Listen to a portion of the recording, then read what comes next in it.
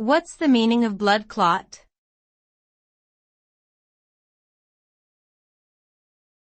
Blood clot.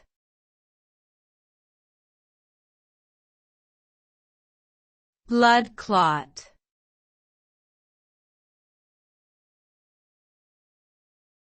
Blood clot.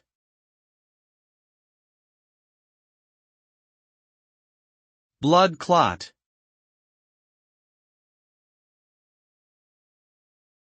A blood clot is a clump of blood that has solidified and thickened.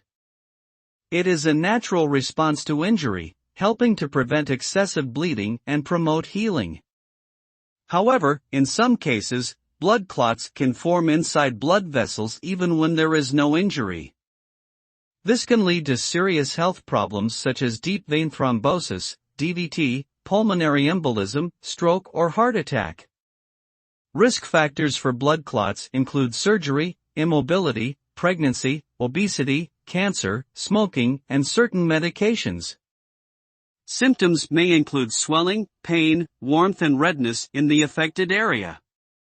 Treatment may involve medication, compression stockings, or surgery.